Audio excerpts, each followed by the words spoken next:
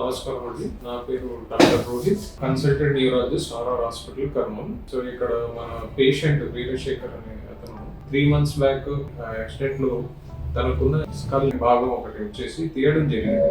అంటే ఆపరేషన్ చేయాల్సిన పద్ధతి ద్వారా తీయడం జరిగింది. కాగా మళ్ళీ 3 నెలల తర్వాత మళ్ళీ తిరిగి అతికించడం చేయాలన్నమాట.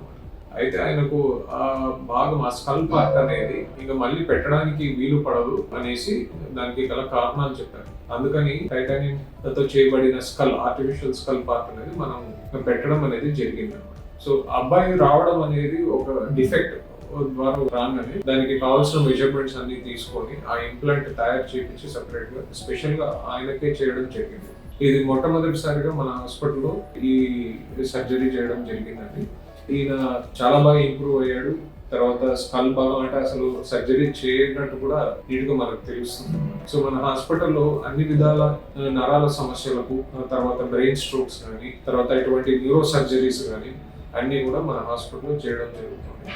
కావున ఈ ఫెసిలిటీస్ మన హాస్పిటల్ ద్వారా మీరు ఉపయోగించుకోవాలనేది విజ్ఞప్తి చేస్తున్నాను.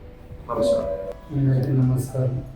ప్లాంట్ పెట్టించుకున్నకే రోహిత్ సార్ దగ్గర ఆర్ఆర్ హాస్పిటల్కి వచ్చినాను. ఈ ఆపరేషన్ చేసిన తర్వాత బాగానే ఉంది, నొప్పి లేదు. ఆర్ఆర్ హాస్పిటల్ ఆపరేషన్ సక్సెస్ చేసినారు. Thanks to RR hospital.